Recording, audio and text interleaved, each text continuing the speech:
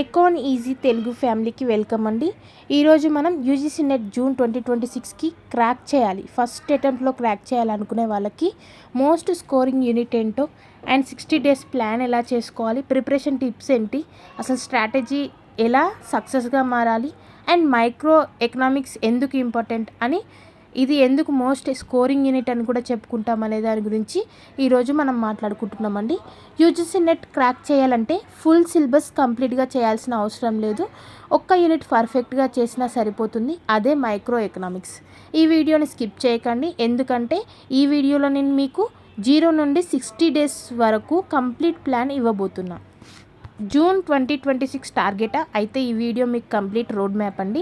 Micro strategy important అండి. Micro strategy అంటే small strategy కాదండి. మైక్రో ఎకనామిక్స్ ఇది జస్ట్ ఒక యూనిట్ కాదండి, ఇది ఎంటైర్ ఎకనామిక్స్కి బేస్.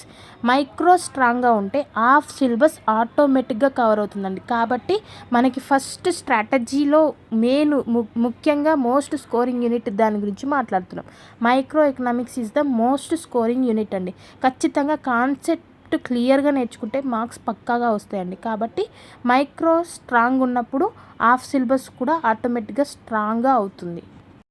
చాలామందికి డౌట్ ఉంటుందండి, ఖచ్చితంగా మైక్రో ముందు స్టార్ట్ చేయాలా, మైక్రో ఎకనామిక్స్ ఫాస్ట్ సిలబస్ కదండి, ముందు స్టార్ట్ చేయాలా తర్వాత స్టార్ట్ చేసుకోవచ్చు అంటే లేదండి, ముందే స్టార్ట్ చేయాలి. ఎందుకంటే కాన్సెప్ట్స్ రిపీట్ అవుతాయి మైక్రో ఎకనామిక్స్ నుంచి అండ్ గ్రాఫ్స్ మల్టిపుల్ టైమ్స్ వస్తాయి, అదర్ యూనిట్స్ ఈజీగా అర్థమవుతాయి.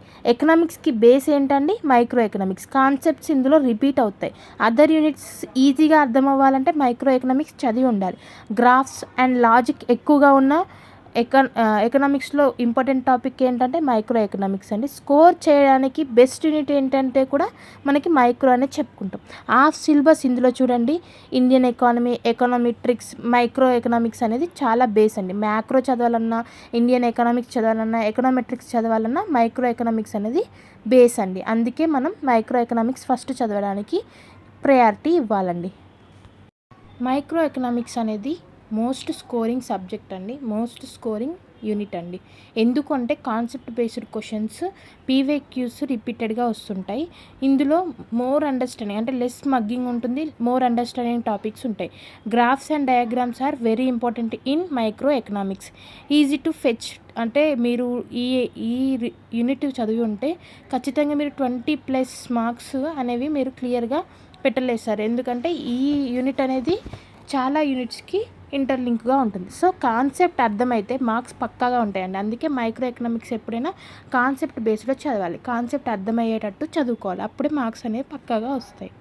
మైక్రో ఎకనామిక్స్లో మనం ఇంపార్టెంట్ టాపిక్స్ కూడా చూసుకోవాలండి. అంతా ఒకేసారి స్టోరీ లాగా చదివితే మేబీ మీకు మగ్గింగ్ అవ్వచ్చు. కాబట్టి ఇంపార్టెంట్ టాపిక్స్ ఎక్కువగా చదవండి. Demand and supply, elasticity, consumer behaviour, consumer theories and production and cost, market structures, welfare economics, ఇవన్నీ కూడా ఎగ్జామ్లో రిపీటెడ్గా వచ్చే టాపిక్స్ అండి. వీటి మీద ఎక్కువగా ఫోకస్గా చదవండి. కాన్సెప్ట్ అర్థం చేసుకోండి, బట్టీలాగా కాకుండా కాన్సెప్ట్ అర్థం చేసుకుంటే మీకు ఈజీగా మోల్డ్ అవుతుంది సబ్జెక్ట్ అనేది. మైక్రో ఎకనామిక్స్ ఎప్పుడు కూడా ర్యాండమ్గా చదవద్దండి, ర్యాండమ్గా చదవకండి. మీరు ఒక స్టడీ ఆర్డర్ని మెయింటైన్ చేసుకోవాలి. మైక్రో ఎకనామిక్స్లో స్టడీ ఆర్డర్ ఎలా చదవాలండి, ఫస్ట్ డిమాండ్, తర్వాత ఎలాస్టిసిటీ, తర్వాత consumer theory and next production, తర్వాత మార్కెట్ స్ట్రక్చర్స్. ఇవి ఈజీ టు డిఫికల్ట్ చదువుకుంటే, ఈ అప్రోచ్ మీరు ఫాలో అయి ఉంటే ఈజీ టు డిఫికల్ట్ అండి. ఇలా వెళ్ళారనుకోండి ఖచ్చితంగా మీకు ఈజీగా సబ్జెక్ట్ అర్థం అవ్వడం అనేది స్టార్ట్ అవుతుంది. సో ఎప్పుడైనా మీరు స్టడీ ఆర్డర్ అనేది మెయింటైన్ చేయాలి. స్టడీ ఆర్డర్ తర్వాత మనకి ప్లాన్ అనేది ఇంపార్టెంట్ అండి. 60 డేస్ స్ట్రాటజీ ప్లాన్ అనేది మనం మెయింటైన్ చేయాలి. ఇప్పుడు మెయిన్ స్ట్రాటజీ ఏంటంటే ఫస్ట్ 30 డేస్ కంపల్సరీ మీరు కాన్సెప్ట్ని క్లియర్గా బిల్డ్ చేసుకోండి. డైలీ 2-3 అవర్స్ ఖచ్చితంగా చదివేటట్టు చూసుకోండి. 1 టాపిక్ పర్ డే పెట్టుకోండి. ఖచ్చితంగా కాన్సెప్ట్ ప్లస్ ఎగ్జాంపుల్స్ చదవండి. కాన్సెప్ట్ చదివిన వెంటనే దానికి ఉన్న ఎగ్జాంపుల్స్ చదవండి. తర్వాత వాటికి సంబంధించిన గ్రాఫ్స్ ఏవైతే ఉన్నాయో క్లియర్గా నేర్చుకోండి.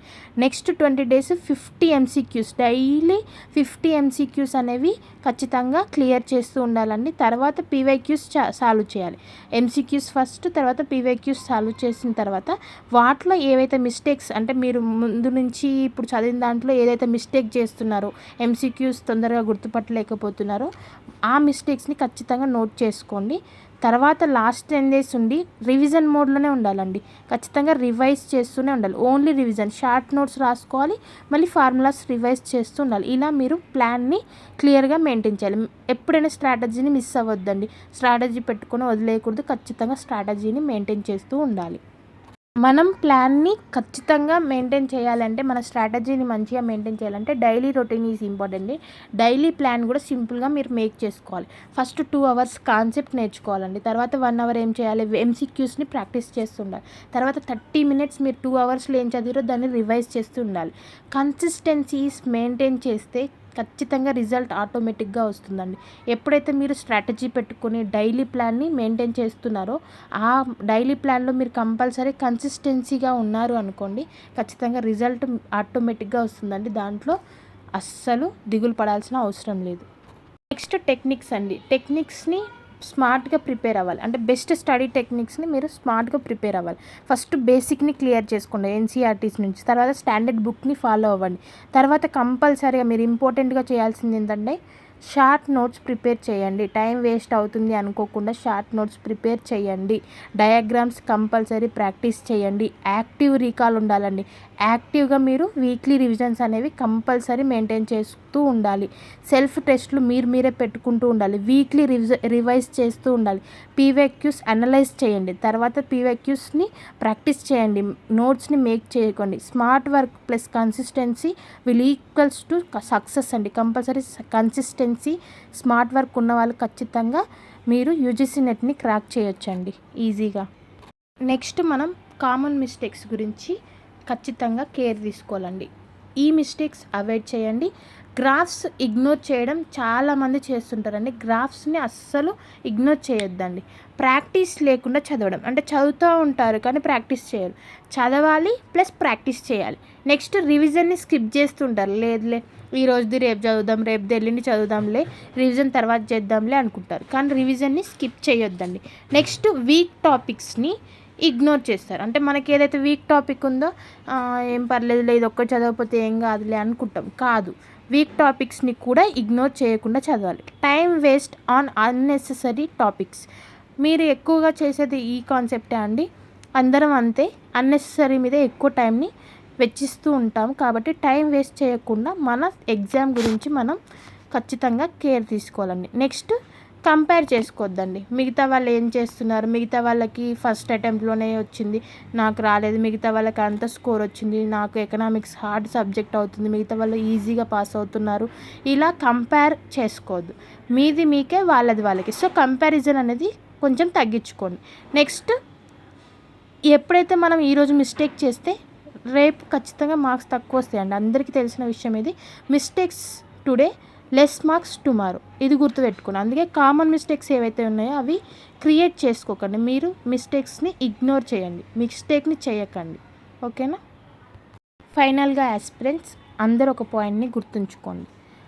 మైక్రో స్ట్రాంగ్ అయితే యూజీసీ నెట్ ఈజీ అవుతుంది. స్టార్ట్ టుడే, కన్సిస్టెంట్ని మెయింటైన్ చేయండి, రిజల్ట్ వస్తుంది. మైక్రో స్ట్రాంగ్ అయితేనే యూజీసీ నెట్ క్రాక్ చేయడం ఈజీ అవుతుంది. ప్లాన్ చేయండి, ప్రాక్టీస్ చేయండి, రివిజన్ అస్సలు మర్చిపోకండి. మీ మీద మీరు నమ్మకం ఉంచండి. Believe in your selfs. All the best future NET JRF. ఎప్పుడైతే కన్సిస్టెంట్గా మెయింటైన్ చేస్తే రిజల్ట్ ఖచ్చితంగా వస్తుందండి. ఈ వీడియో యూస్ఫుల్ అనిపిస్తే లైక్, షేర్ అండ్ సబ్స్క్రైబ్ చేసుకోండి. కామెంట్ చేయండి నెక్స్ట్ ఏ టాపిక్ కావాలి. మళ్ళీ నెక్స్ట్ వీడియోలో కలుద్దామండి కంపల్సరీగా.